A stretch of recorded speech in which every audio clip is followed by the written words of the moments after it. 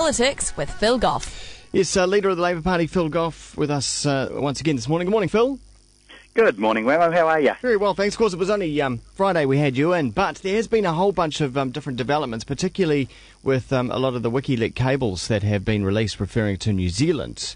And some of these cables refer to some of the goings-on in previous Labour governments, including this one from not so long ago, but refers to the Labour government in the 80s when we withdrew from the ANZUS agreement over the nuclear policy with the United States. Now, what this says, the cable refers to New Zealand's iconic anti-nuclear legislation, saying we've been told by retired Government of New Zealand officials who were in senior positions in the Longi government at the time the anti-nuclear policy was instituted, that one of the considerations favouring the policy was that it would lead to New Zealand withdrawing or being pushed out of ANZUS, thereby lessening the country's defence spending requirements at a time of fiscal and economic crisis. So it wasn't just ideology; it was also to save money.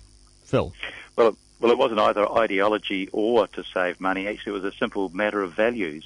The Labour Party has a long-standing policy that the world would be a better place if we could eliminate this destruction. We weren't going to go through the hypocrisy of saying we were against nuclear weapons and harbouring them in our ports, and we have always had a very clear stand on that. We haven't wavered at all, unlike the National Party. Frankly, what quote-unquote senior former government officials, the geriatric generals perhaps, had to say about that was a load of crap. And my former colleagues on television describing it in the same way, one who tends to support the right wing of politics now, not the left wing. So I think that's a case of a cable that was totally off mark, speculative and plain wrong. Mm.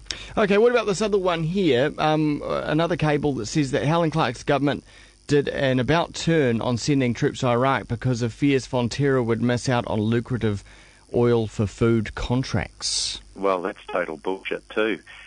We made a decision. I was part of the inner core of decision-making on Iraq. We made the decision on one basis and one basis alone. Was it right to send our troops to Iraq? Was it necessary to invade Iraq? And was the information that the Americans claimed to have about weapons of mass destruction in Iraq right? And the answer to all of those questions was in the negative. I was working with a guy called Hans Blix, who was in charge of UNMIVIC, who was there looking for weapons of mass destruction in Iraq. The reports I had from him was that and we had our own Defence Force personnel there, was that there were no weapons of mass destruction. That proved to be right. Was it necessary to invade Iraq? Absolutely not. To sacrifice or potentially sacrifice New Zealand soldiers in a cause that we did not think was the right cause that would help world peace, and the answer to that was no. And anything about milk powder Fonterra is just a load of rubbish. Frankly, it's insulting and couldn't have been wider of the mark. But surely that must go on, though. That between the US and New Zealand, they say, well, you know, if you send a few troops here, then we'll make sure that that the trade happens in the right places over here. Yeah, listen, I was both Minister of Defence and Minister of Trade, and of course the Minister of Foreign Affairs. There is no way on God's earth that I would put the lives of New Zealanders at risk in order to pursue commercial goals. That is immoral, it's wrong, it was never contemplated, we would never do it, and I perhaps know better than most families, or my family knows better than most in New Zealand, what it means when you lose a member of your family in such a sacrifice. Okay, well then how come all these cables are wrong when it refers to the Labour government, but they're right when it refers to the national government?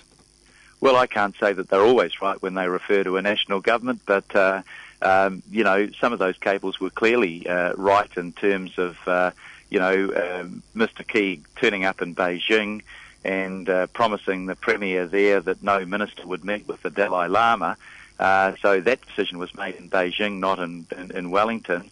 And then, the approach made to try desperately to get a meeting with President Obama I'm sorry. I mean, maybe the National Party, if they wish, can come out and comment on that and say it's wrong. But to me, that has a ring of truth about it. But I can give you an absolute guarantee on everything that I've said this morning to you, Wammo, on air is absolutely right. I've got a very strong belief that country, we make our foreign policy according to our values, our principles, what we as New Zealanders believe in. We don't leave it to Washington or Beijing or any other capital in the world to make our decisions for us. And we certainly don't trade off the lives of New Zealanders in the hope that you might get some trade advantage. None of those things are correct, and there is no evidence anywhere that would in any way support those contentions. Those Americans don't like you, Phil, do they? Well, actually, the cable on me was rather flattering, Wammo. Well, I mean, they say you're hardworking and diligent and all that, but they certainly don't prefer you, or they don't prefer Labour, really. Well, it's not for them to prefer either, actually. It just I know it's not, but these cables reveal that they do have preference. Well, I'm sure that they would prefer to have had a compliant New Zealand key-led government that would have taken us into Iraq. And there's clear evidence, and even in his local newspaper at the time, that John Key thought we should be in Iraq. That would have been a disaster for New Zealand, and I think New Zealand is grateful that it had a government that had the guts to make a stand on principle in regard to participation in that war, rather than somebody that simply meekly said, "Oh, me too, and by the way, can I have a meeting with the President?" All right, Phil. Well, it is Christmas week. When are you taking off? Are you working all the way up to Christmas Eve? Yeah, I'm down the South Island at the moment. I've got a visit in Oamaru and one in Timaru tomorrow. I'm meeting with a few people and doing some electorate work on Wednesday, and I'll probably start to wind down from Thursday of this week. So looking forward to that break and the ride around the South Island, and just hoping the weather is a little better than it is in Auckland at the moment, because it's not so much fun when you're out on a motorbike and the rain's pouring down on top of you, Wammo. No, it's required though. It's been it's very very well received, yeah. I think, yeah. Yeah, great for the farmers. I'm on tank water, and so I'm not complaining. As long as we have it now, and we have a bit of fine weather when everybody's out trying to enjoy the beach over the Christmas New Year period, eh? Yep. Well, Merry Christmas to you and yours, and have a fine break.